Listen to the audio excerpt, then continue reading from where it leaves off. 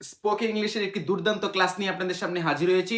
আমাকে জাস্ট 5টি মিনিট সময় দেন, আমি আপনাদেরকে শেখাবো কিভাবে প্রেজেন্ট ইনডিফিনিট, পাস্ট ইনডিফিনিট এবং ফিউচার ইনডিফিনিট কিভাবে শত শত বাক্য তৈরি করা যায় এবং ইংলিশে ফ্লুয়েন্টলি কথা বলা যায়। ওকে, আমি শুরু করছি। প্রেজেন্ট ইনডিফিনিট টেন্সে আমি বলতেছি আই প্লে ক্রিকেট, আমি ক্রিকেট খেলি। তাহলে এটাকে যদি আমি নেগেটিভ করতে চাই তাহলে আই ডোন্ট প্লে ক্রিকেট, আমি ক্রিকেট খেলি না। এখন যদি আমি আবার প্রশ্ন করতে চাই আমি কি খেলি, তাহলে ডু আই প্লে ক্রিকেট। এখন যদি বলি আমি কি খেলি না, ডোন্ট আই প্লে ক্রিকেট। এখন আমরা আবার কি করতে পারি, ডাব্লিউএইচ ওয়ার্ড দিয়েও প্রশ্ন করতে পারি যে when do I play cricket, আমি কখন খেলি। এখন যদি বলি আমি কখন খেলি না, when don't I play cricket. এখন আমি বলছি পাস্ট ইনডিফিনিট, তার মানে আই প্লেড ক্রিকেট, আমি ক্রিকেট খেলেছিলাম। এখন আমি ক্রিকেট খেলিনি, তাহলে আই ডিডন্ট প্লে ক্রিকেট। আমি কি ক্রিকেট খেলেছিলাম, ডিড আই প্লে ক্রিকেট। আমি কি ক্রিকেট খেলি নাই, didn't I play cricket.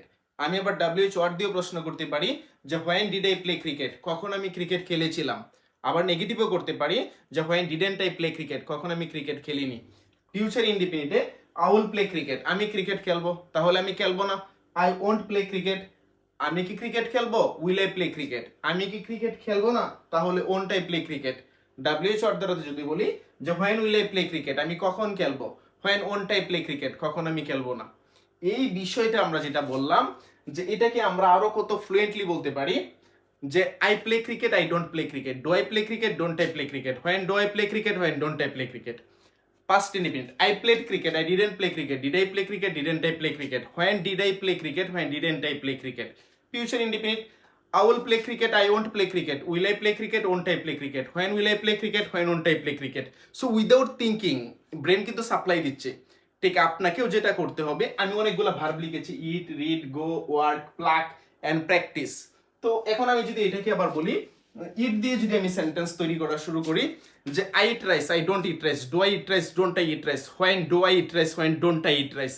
I ate rice, I didn't eat rice, did I eat rice, didn't I eat rice, when did I eat rice, when didn't I eat rice. I will eat rice, I won't eat rice, will I eat rice, won't I eat rice, when will I eat rice, when won't I eat rice. So without thinking আমি কিন্তু sentence বলতে পারতেছি কিভাবে, just practice. You have to practice every single day. তো আপনাদেরকে যেটা করতে হবে সেটা হচ্ছে, আমরা জানি প্রেজেন্ট ইনডিফিনিট, পাস্ট ইনডিফিনিট এবং ফিউচার ইনডিফিনিট দিয়ে সবচেয়ে বেশি বাক্য আমরা প্রতিদিন বলে থাকি। তো এখন যদি আমি এই যে একটা রিড ভার্ব আছে, গো ভার্ব আছে, ওয়ার্ক ভার্ব আছে, আমি আই দিয়ে বলেছি। আপনারা ইচ্ছা করলে সেটাকে হি, সি, দে, ইউ, উই দ্বারাতেও কিন্তু বলতে পারেন।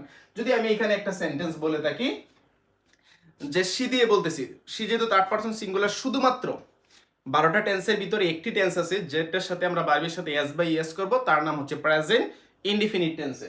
তো প্রেজেন্ট ইনডিফিনিট টেন্সে শুধুমাত্র আমরা ভার্বের সাথে এস বাই এস বলবো যদি সাবজেক্টটা থার্ড পারসন সিঙ্গুলার হয়। তাহলে she goes to college, she doesn't go to college, does she go to college, doesn't she go to college, when does she go to college, when doesn't she go to college. She went to college, she didn't go to college, did she go to college, didn't she go to college, when did she go to college, when didn't she go to college. She will go to college, she won't go to college, will she go to college, won't she go to college, when will she go to college, when won't she go to college. তো বিষয়টা হচ্ছে এখানে work আছে, pluck আছে, practice আছে। যেমন আমি যদি বলি যে আই প্লাক ফ্লাওয়ার, আমি ফুল তুলি, তাহলে আমি তুলি না, I don't pluck flower, do I pluck flower, don't I pluck flower, when do I pluck flower, when don't I pluck flower. I plucked flower, I didn't pluck flower, did I pluck flower, didn't I pluck flower, when did I pluck flower, when didn't I pluck flower. Future indefinite, I will pluck flower, I won't pluck flower, will I pluck flower, won't I pluck flower, when will I pluck flower, when won't I pluck flower. So আপনি হচ্ছে অনর্গল ইংলিশে কথা বলতে পারবেন, just আপনাকে কি করতে হবে, ইউ হ্যাভ টু প্র্যাকটিস। যদি চান অবশ্যই আপনি ইংলিশে ফ্লুয়েন্টলি কথা বলতে পারবেন, it's a language, otherwise nothing. এটা একটা ভাষা, জাস্ট শুধু যদি একবার শিখে যান তাহলে আপনি কিন্তু এটা অনর্গল অটোমেটিক্যালি আপনি বলতে পারতেছেন। জাস্ট হচ্ছে কি উইদাউট থিঙ্কিং আপনার ব্রেন কিন্তু সেটা সাপ্লাই দিবে। বাট আমাদের যেটা করতে হবে সেটা হচ্ছে গা প্র্যাকটিস করতে হবে। প্রথমত আপনাদের একটু কঠিন হবে বা একটু কষ্ট লাগবে বা আপনাদের হয়তো মুখ দিয়ে অনেকটা আসবে না, কিন্তু আপনি যখনই যে ভার্বটা পাচ্ছেন, আপনি যখন যে ভার্বটা পাইতেছেন সেই ভার্বটা দিয়ে আপনি কি করতেছেন, সেন্টেন্স তৈরি করার ট্রাই করছেন।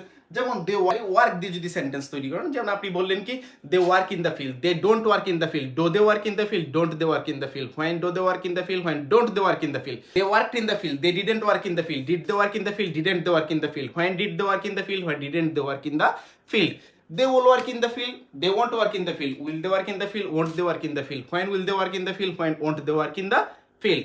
So জাস্ট হচ্ছে গিয়ে আপনি যদি একটু প্র্যাকটিস করা শুরু করেন, কারণ আমাদেরকে প্র্যাকটিসটা এই জন্যই বললাম এটা খুব বেশি important, present indefinite, past indefinite এবং ফিউচার ইনডিফিনিট দিয়ে আমরা সবচেয়ে বেশি বাক্য প্রতিদিন বলে থাকি। সো আপনাদের যেটা করতে হবে সেটা হচ্ছে গিয়ে প্রতিদিনই যে বার্বটা, বার্ব মানে হচ্ছে গিয়ে কোনো কাজ করা বোঝায়, তাইলে যে বার্বটা আপনি পাচ্ছেন সেই বার্বটা দিয়ে আপনি কি করবেন, প্রতিদিন প্র্যাকটিস করবেন, সেন্টেন্সটাকে অ্যাফার্মেটিভ করতে পারতেছেন, নেগেটিভ ইন্টারোগেটিভ করতে পারতেছেন। তো এইভাবে যদি প্রতিদিন প্র্যাকটিস করেন ইনশাল্লাহ হচ্ছে গিয়ে আপনি one day you will be a fluent English speaker. So ক্লাসটা কেমন লেগেছে অবশ্যই আমাকে কমেন্টে জানাবেন, এবং আপনারা কেমন মানে ক্লাস চান সেটা হচ্ছে আমাকে কমেন্টে জানিয়ে দিবেন, আমি ট্রাই করবো আপনাদেরকে ক্লাস দেওয়ার জন্য। সো ওভারঅল যদি বলি যে আপনার ক্লাসটা আসলে কেমন লেগেছে আপনি অবশ্যই কমেন্টে জানাবেন।